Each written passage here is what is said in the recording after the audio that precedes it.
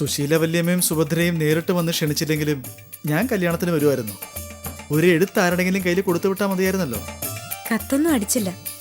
ആഘോഷങ്ങളൊന്നും വേണ്ട, കല്യാണക്കുറിയും വേണ്ട, ബന്ധുക്കളെ മാത്രം വിളിച്ചാൽ മതിയെന്ന് കൊച്ചേട്ടനാ തീരുമാനിച്ചത്. കഴിക്കണം, എടുക്കൂ. ഞാനിപ്പം ആ പഴയ സുനിലല്ല വല്യമ്മേ. നല്ല പദം വന്നു, അനുഭവങ്ങൾ. ഞങ്ങൾ കോമളം ചേച്ചിയെ കണ്ടു. പക്ഷേ നിങ്ങളുടെ മാരേജ് പൊളിറ്റിക്സിലേക്കൊന്നും കടന്നില്ല. ലളിത വല്യമ്മ വീട്ടിലില്ലായിരുന്നു, വളരെ ബിസിയാണെന്ന് രവീന്ദ്രൻ ചിറ്റപ്പം പറഞ്ഞത്. എൻ്റെ അമ്മായിയുടെ പോക്ക് വളരെ മോശമായ ദിശയിലേക്കാ. അവർ പഠിക്കും അനുഭവം കൊണ്ട്. കൊച്ചമ്മാവിന്റെ കല്യാണം എനിക്കും കാണണമെന്നുണ്ട്. I admire him. കൊച്ചമ്മാവൻ തന്നെ പറ്റിയ ആളെ കണ്ടുപിടിച്ചല്ലോ, അതും നല്ലൊരു സുന്ദരിയെ. പക്ഷേ പ്രസാദും അമ്മയൊക്കെ കല്യാണത്തിന് വരികയാണെങ്കിൽ ഞാനെങ്ങനെ വരും? പ്രഭ വരണം. എന്തിനാ അവരെ പേടിക്കുന്നത്? മോക്ക് കല്യാണത്തിന് പോകണമെന്ന് ആഗ്രഹമുണ്ടെങ്കിൽ ഞാൻ നിന്റെ കൂടെ വരും. ഒരു കാറ് പിടിച്ച് ഞാനും പ്രഭയും സുനിയും ഒരുമിച്ച് പോകും. അത് വേണോ അമ്മേ? ഞാനല്ലേ നിങ്ങളുടെ കൂടെ വരുന്നത്? ഞാൻ സുനിയുടെ അമ്മയല്ലേ? ബന്ധുക്കളെല്ലാം പരസ്പരം കാണട്ടെ, പരസ്പരം അറിയട്ടെ, അല്ലേ സുശീലേ? അതെ ചേച്ചി, എനിക്ക് ഈ ദിവസം മറക്കാനേ സാധ്യമല്ല. അകലെയായിരുന്നതുകൊണ്ട് ചേച്ചിയെ അടുത്തറിയാനും ഭാഗ്യമുണ്ടായില്ല. എന്റെ 2 അനിയത്തിമാരുടെ വീട്ടിൽ പോയിട്ടാ ഇവിടെ വന്നത്.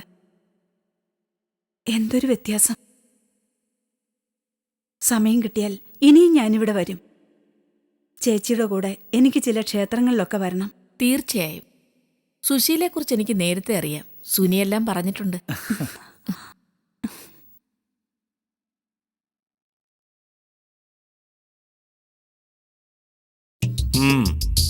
അണിഞ്ഞൊരുങ്ങുന്നതൊക്കെ നല്ലത് തന്നെയാ, പക്ഷെ അതിന്റെ ഫലമൊന്നും കാണുന്നില്ലല്ലോ മോളെ. മിസ് കോയമ്പത്തൂരായില്ലേ ഞാൻ. ഇനി എന്താ അണ്ണന് വേണ്ടത്? എന്റെ സാരി സെന്റർ നന്നായി നടക്കുന്നില്ലേ?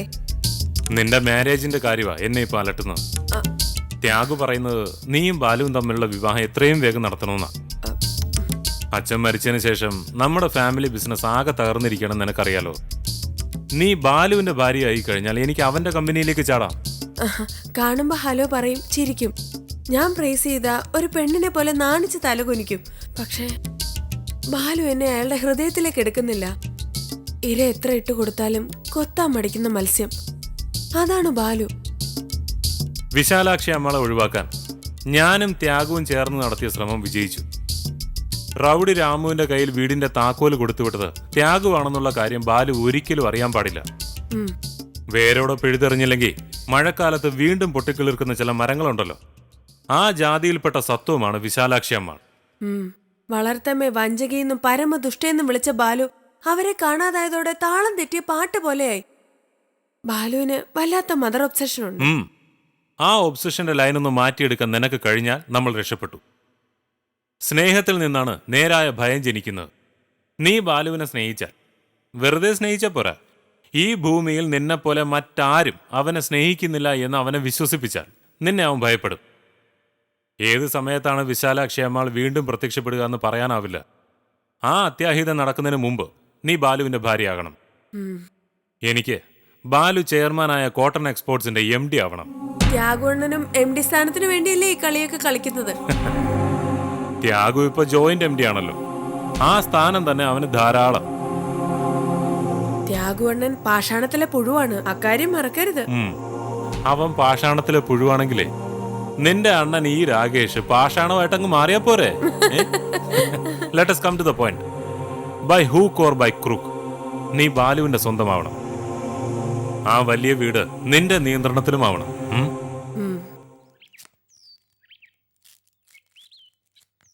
പ്രഭേ, നിനക്ക് ഓഫീസിൽ പോകാൻ നേരമായില്ലേ?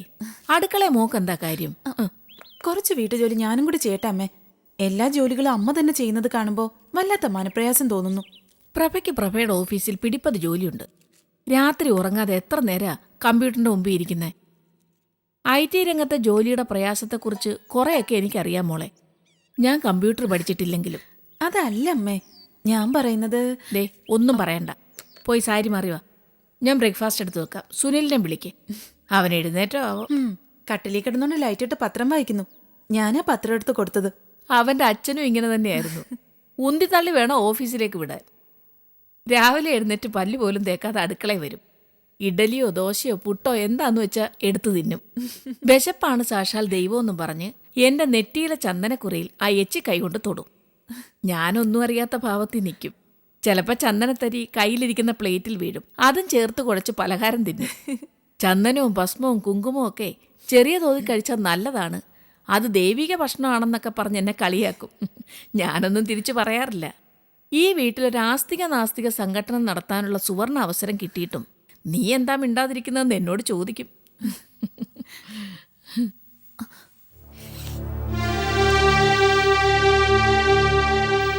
അമ്മേ, ദേ സുനില് കരയുന്നു.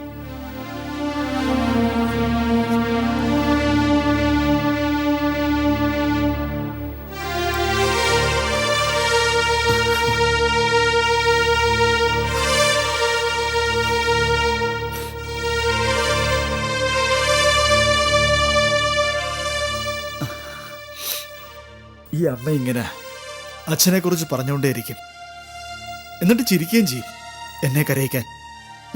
മോനെ, മരണം അവസാനമല്ല. നമ്മുടെ വിശ്വാസമനുസരിച്ച് അതൊരു പരിവർത്തനം മാത്രമാണ്. നിന്റെ അച്ഛന്റെ സ്ഥൂല ശരീരമാണ് അഗ്നിയിലെരിഞ്ഞത്, സൂക്ഷ്മ ശരീരം ഇവിടെ തന്നെയുണ്ട്. ജീവിതം ബന്ധനമാണ്, മരണം മോചനവും.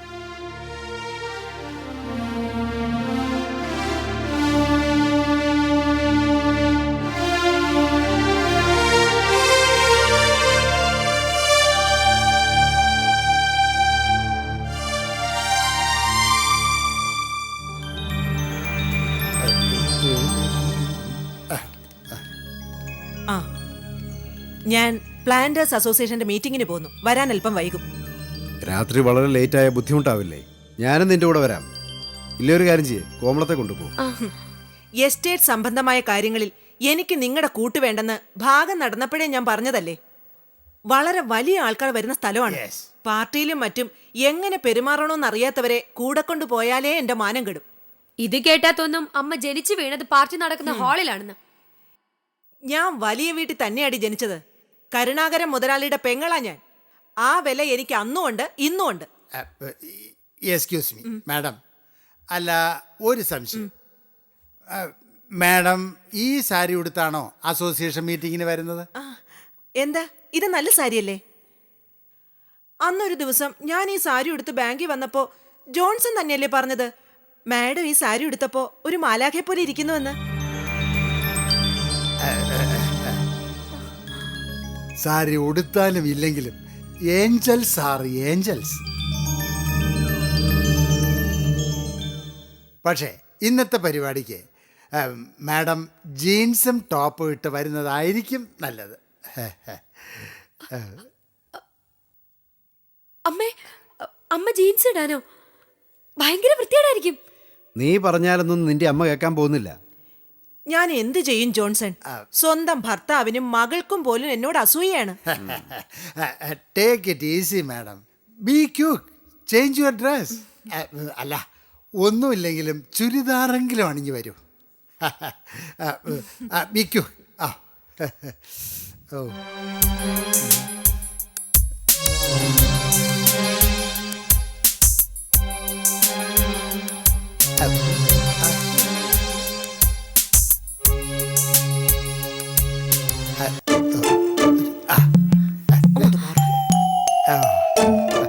അമ്മേ, എന്തിനിങ്ങനെ കോലം കെട്ടുന്നത്? ആളുകൾ പരിഹസിക്കും. അമ്മയ്ക്ക് സാരി തന്നെയാ നല്ലത്. സംസ്കാരവും വിദ്യാഭ്യാസവും ഉള്ളവർ പരിഹസിക്കത്തില്ല. അസൂയക്കാരും അറിവില്ലാത്തവരും കുന്നായ്മ പറയും. പറഞ്ഞോട്ടെ, ആർക്ക് നഷ്ടം? You said it. Come let's go. ജീൻസും ടോപ്പുമായിരുന്നെങ്കിൽ എത്ര നന്നായേനെ. How beautiful you are. Please come. Hi. ഓ ഓ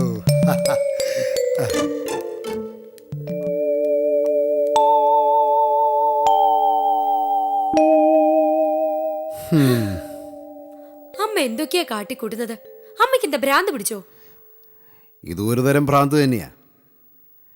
ഭർത്താവിനെ എപ്പോഴും സംശയിക്കുന്ന നിനക്കുമുണ്ട് ലേശം ഭ്രാന്ത്. അമ്മ വഴി കിട്ടിയത്. അല്ലെങ്കിൽ ഈ പ്രഭയുടെ വയറ്റിൽ കിടക്കുന്ന കുട്ടിയുടെ അച്ഛൻ സുനിലാണെന്ന് നീ പറയുമോ? അത് സംശയമല്ല, സത്യമാണ് അച്ഛാ. പ്രഭ പ്രസവിക്കുന്നു. കുട്ടി പ്രസാദിൻ്റെ തൽസ്വരൂപമായി ജനിക്കുന്നു. നീ എന്തു ചെയ്യും? സുനിലിനെക്കുറിച്ച് തെറ്റായി പറഞ്ഞ വാക്കുകളൊക്കെ തിരിച്ചെടുക്കുവോ? ആ കുട്ടി സുനിലിന്റെ തൽ സ്വരൂപമായിരിക്കും. അച്ഛൻ നോക്കിക്കോ. നിന്റെ ജീവിതം നീ തന്നെ എറിഞ്ഞുടയ്ക്കുന്നു.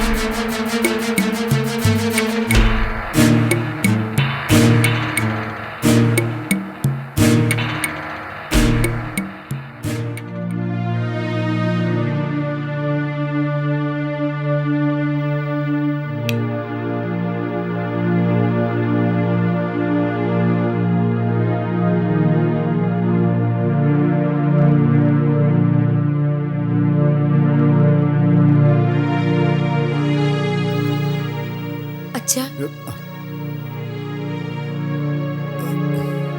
അമ്മ ഇതുവരെ വന്നില്ലേ അച്ഛാ? സമയം വെളുപ്പിന് 4 മണിയായല്ലോ. എനിക്കൊന്നും അറിയാൻ മേല മോളെ. ലളിത എങ്ങോട്ടാ പോയിക്കൊണ്ടിരിക്കുന്നതെന്നും അറിയില്ല. അച്ഛൻ പോയി കിടന്ന് ഉറങ്ങ. ഇനി എന്തുറക്കം? നേരം വിളിക്കാറായില്ലേ?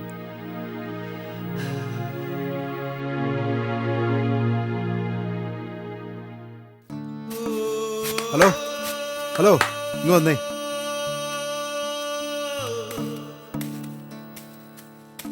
എന്താ സർ? ലളിത രാവിലെ ഇവിടെ വന്നിരുന്നോ? ഇല്ല സർ. മാനേജർ ജോൺസൺ വന്നോ? സത്യം പറയുന്നതുകൊണ്ട് സാറിനൊന്നും തോന്നരുത്. ആ ജോൺസൺ സാറിന് എസ്റ്റേറ്റ് ജോലികളൊന്നും അറിഞ്ഞുകൂടാ. അല്ലെങ്കിൽ തന്നെ ഞങ്ങളെ അങ്ങേര് എന്തോ പഠിപ്പിക്കാനാ. ജോൺസൺ 20 വർഷം റബ്ബർ ബോർഡിൽ ജോലി ചെയ്ത ആളാ. ചുമ്മാ അങ്ങേര് നാക്കെടുത്താ പുളുവല്ലേ പറയൂ. പിന്നെ ഞാനൊരു സംശയം ചോദിച്ചോട്ടെ, നിങ്ങൾ ഈ തോട്ടം വിൽക്കാൻ പോവുകയാണോ? അങ്ങനെ ആര് പറഞ്ഞു? ഇന്നലെ കാഞ്ഞിരപ്പള്ളിയിൽ നിന്ന് 4-5 പേര് വന്ന് തോട്ടം ചുറ്റി കണ്ടിട്ട് പോയി. അവര് പറഞ്ഞു തോട്ടം അവര് വാങ്ങാൻ പോവാണെന്ന്. എന്താ നിങ്ങളുടെ പേര്? ജസ്റ്റിൻ. ഇനി ജോൺസൺ ഇവിടെ വന്ന വിവരം ഉടനെ ഞങ്ങളെ അറിയിക്കണം. ശരി.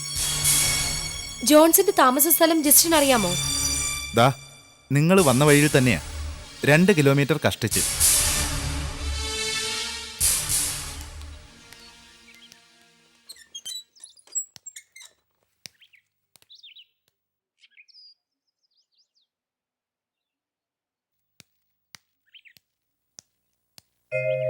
ആ, ആരാ? വീട് നോക്കാൻ വന്നതാണോ? ഞങ്ങളിവിടെ താമസിക്കുന്ന മിസ്റ്റർ ജോൺസൺ അന്വേഷിച്ച് വന്നതാ. ജോൺസൺ മാനേജറായി ജോലി ഇന്ന് ഞങ്ങളുടെ എസ്റ്റേറ്റില്ല. ജോൺസൺ വീട് വെക്കേറ്റ് ചെയ്ത് പോയല്ലോ, നിങ്ങളോട് പറഞ്ഞില്ലേ? വെക്കേറ്റ് ചെയ്ത് പോയെന്നോ? അദ്ദേഹത്തിന്റെ ഭാര്യ കൊച്ചുറാണി ഇവിടെയല്ലേ താമസിക്കുന്നത്? കൊച്ചുറാണിയോ? ഏത് കൊച്ചുറാണി? ആ ജോൺസൺ ആളൊരു തരികിടയാ. അയാൾ കല്യാണമൊന്നും കഴിച്ചിട്ടില്ല. 2 മാസത്തെ വാടക തരാതെ രക്ഷപ്പെടാൻ അങ്ങനെ ഒരു ശ്രമം നടത്തി. ഞാൻ എൻ്റെ നാടൻ തോക്കെടുത്ത് കാണിച്ചു, പൈസ പിടിച്ചു മേടിച്ചിട്ടാ വിട്ടത്. പക്ഷേ അങ്ങേര് മാനേജറായി ജോലി നോക്കുന്ന എസ്റ്റേറ്റിന്റെ ഉടമസ്ഥ ഒരു സ്ത്രീയാണെന്നാണ് ജോൺസൺ എന്നോട് പറഞ്ഞത്. അല്പം തടിച്ച ഒരു സ്ത്രീ. 2-3 പ്രാവശ്യം ആ പെണ്ണുമ്പിള്ള അങ്ങേരുടെ കൂടെ ഇവിടെ വന്നിട്ടുമുണ്ട്. പേര് ഞാൻ ഓർക്കുന്നില്ല. ഇപ്പൊ നിങ്ങൾ പറയുന്നു എസ്റ്റേറ്റ് നിങ്ങളുടേതാണെന്ന്. അങ്ങനെയാണെങ്കിൽ അയാൾ മുതലാളി അമ്മയെന്നും പറഞ്ഞ് ഇവിടെ കൊണ്ടുവന്ന സ്ത്രീ അതാരാണ്? ഒരു പിടിയും കിട്ടുന്നില്ല. ഇക്കാലത്ത് നല്ല വാടകക്കാരെ കിട്ടാൻ എന്ത് പ്രയാസമാണെന്നോ.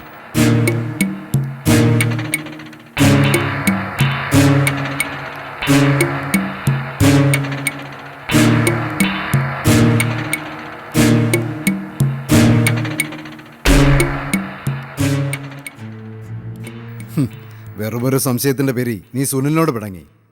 പ്രഭ അവൻ്റെ വീട്ടിൽ താമസിക്കുന്നെന്നുള്ളത് ശരിയാ, പക്ഷെ ആ വീട്ടിൽ സുനിലിൻ്റെ അമ്മയുണ്ടെന്നുള്ള കാര്യം നീ മറക്കരുത്.